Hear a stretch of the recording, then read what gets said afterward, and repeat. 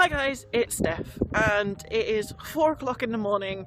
I don't know why I do this to myself, but I am heading down to London as it is the Kong Skull Island premiere.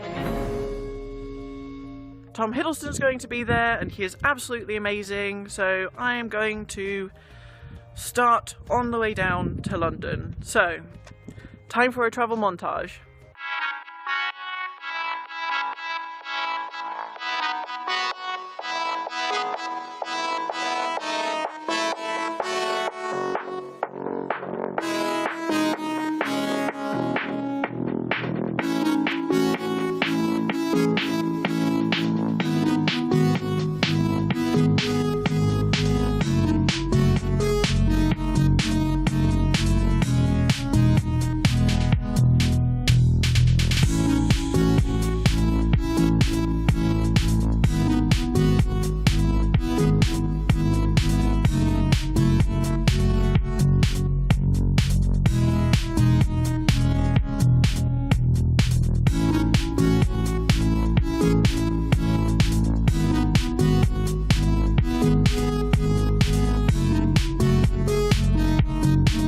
Have made it to Leicester Square.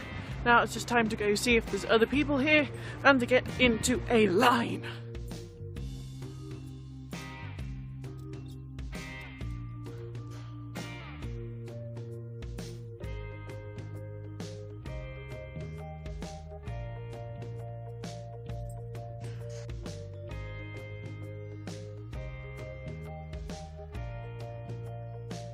So Steph at the present here, just to fill in a few bits and pieces that I forgot to film whilst I was caught up in the excitement of London.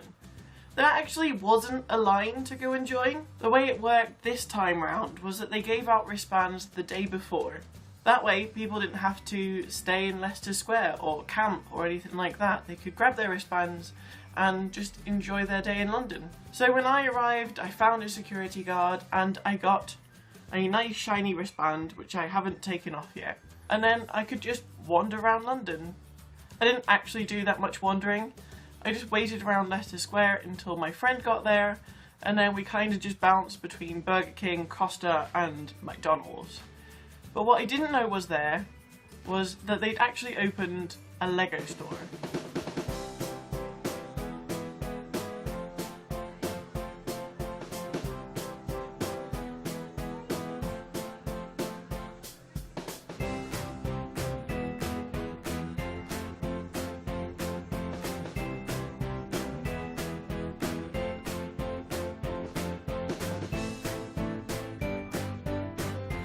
It was insane. It was incredible, and pretty much absolutely everything in there was made of Lego. Mind-blowing. I could have spent hours in there, but it was time to get into an actual line.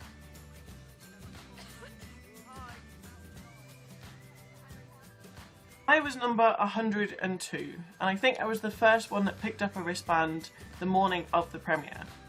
And I think they only handed out about 300 to 350 wristbands. And then my friend was close to 130. So we got separated whilst we were in this line. And we actually got separated when it came to getting into pens. Then it was just a waiting game. So we got put into pens at about 1:30, 2 o'clock, and the premiere would not start until 5. Oh, it was cold. It was so cold, and then it decided that it was going to rain. It was horrible. It was horrible. But I managed to start talking to a few people who were near me, just in the general vicinity, and made a couple of friends. And yeah, I decided to take some video whilst we were waiting for it to get dark, and it was raining, and it was cold, and not the best experience in the world, but here's some video of that.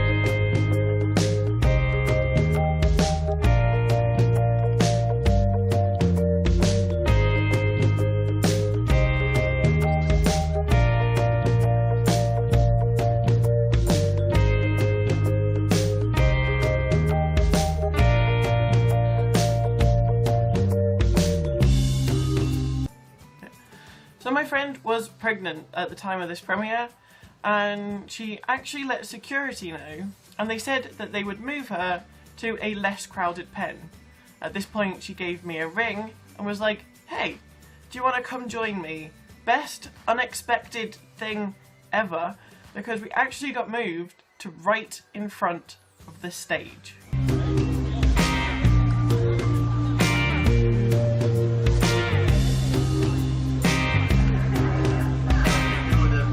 As the sun begins to set and night sets in, and about an hour before the premiere actually goes live anywhere, be it Facebook or YouTube or anything like that, they bring on a DJ. It is the same DJ for every single premiere, and he is so cringy, but he owns a special place in my heart.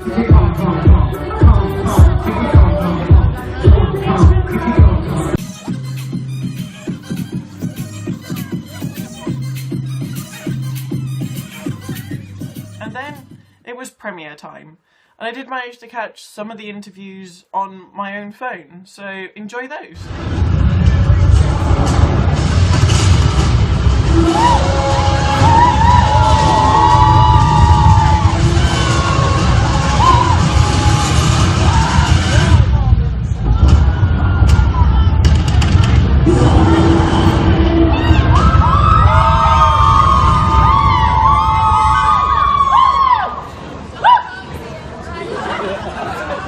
Hello and welcome to London's Leicester Square and this, the European premiere of Kong Skull Island!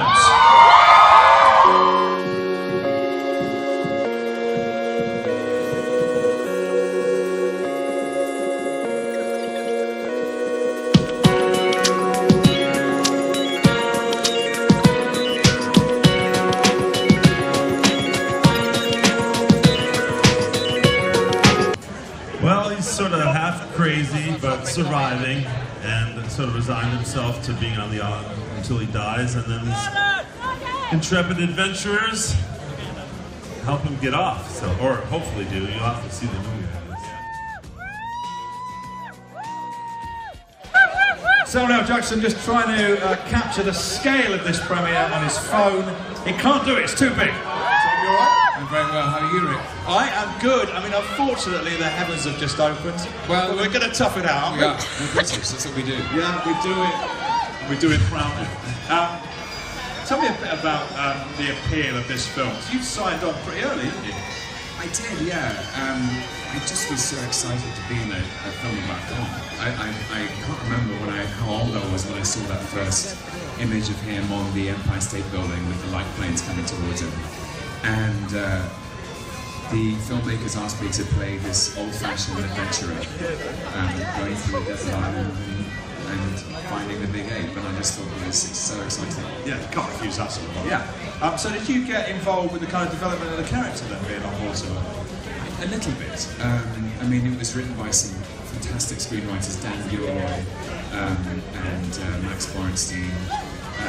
Really great screenwriters. I just sort of chipped in with things that I suggested perhaps that the character should have been in the SAS, and that he would be from a different military unit to Sam Jackson's character, because I don't want to reveal anything, but they have a difference of opinion, and it was useful that the service the flag I salute was a different one to the one Sam salutes. Although the main point of this video is really how I did. Although how I did is how many photos that I got. And be it the position that we were, not a lot. As the guest arrived, they actually drove past a couple of the pens that had some of us in. And being the kind souls that they were, they actually doubled back and started signing from the very, very bottom. As they got to the stage, they didn't really have much time left to sign for us before they had to get ushered into the cinema.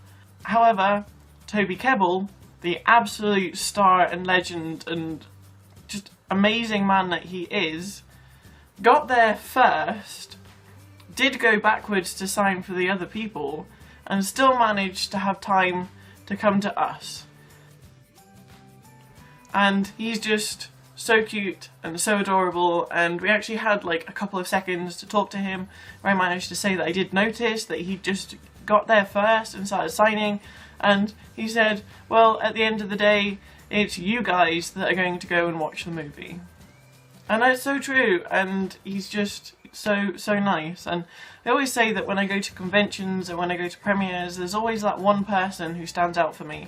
And for me, it is Toby Kebbell, because, so precious. So precious. And of course you get a lot of media stars invited to these things, so I got to have a quick chat with the amazing Nikki and Sammy.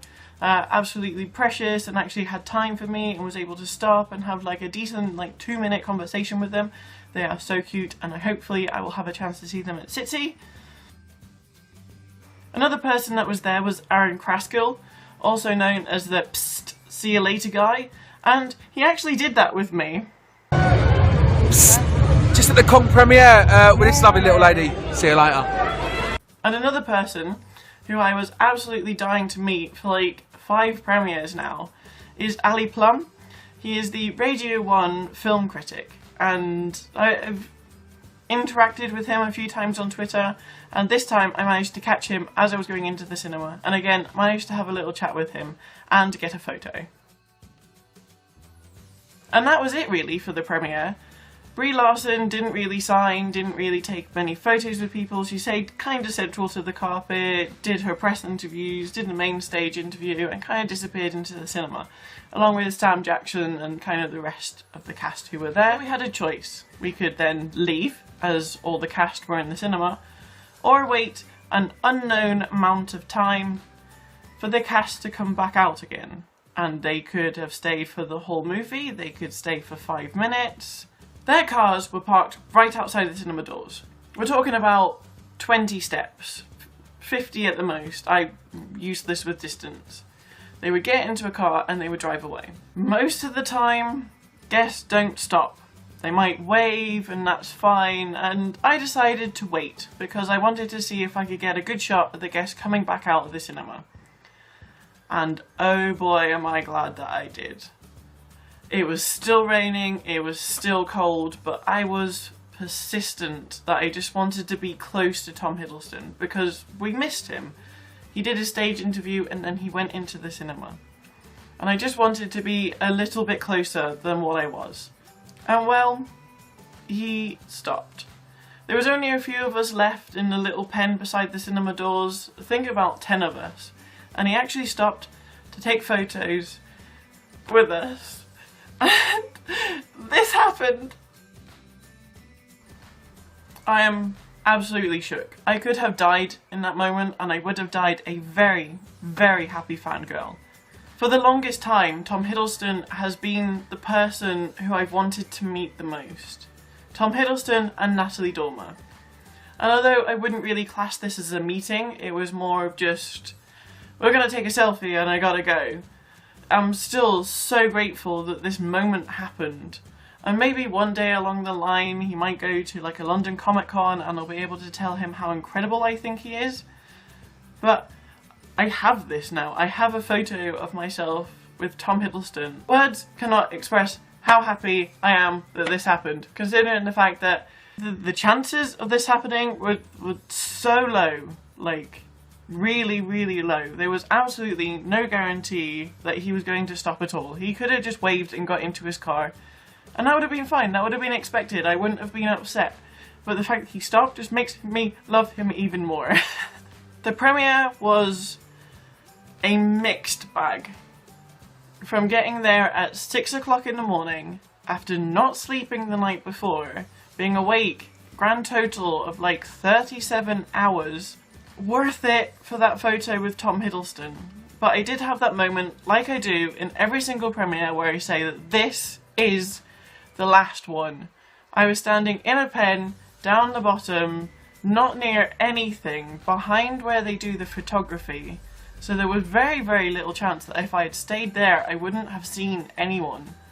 I might have just seen them walk from photography to press.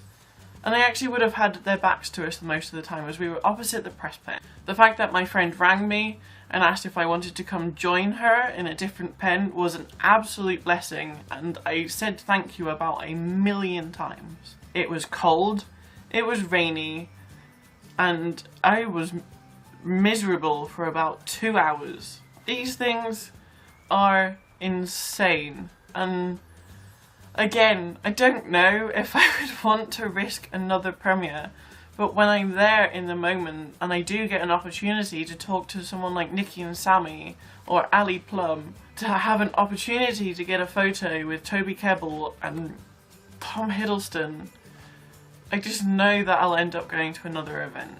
But you need to go in with absolutely zero expectations. You need to go in thinking, I am not even going to see anyone, but I might be able to just see a huge screen so I can see what is happening.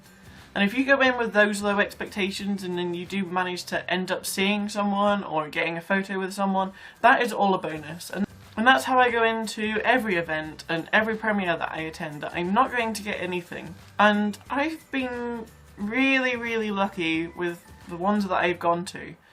I've had some really nice people standing around me who've managed to help me, or I managed to like follow them on Twitter or something like that. I have been really lucky. I don't know what premiere that I might be doing next, as Disney are veering away from public premieres. Off the top of my head, the only one that I can possibly think about might be Fantastic Beasts 2, which is going to take a lot of planning and probably 3 or 4 days off work. But I will have to wait and see. I'm hoping that there might be a smaller one that'll pique my interest. But we will have to find out. This premiere was insane, it was cold, but oh boy, I met Tom Hiddleston and I am such a happy fangirl. So are you incredibly jealous? Please let me know down in the comments below. Please give this video a thumbs up and subscribe. That is all for me to say, other than stay nerdy.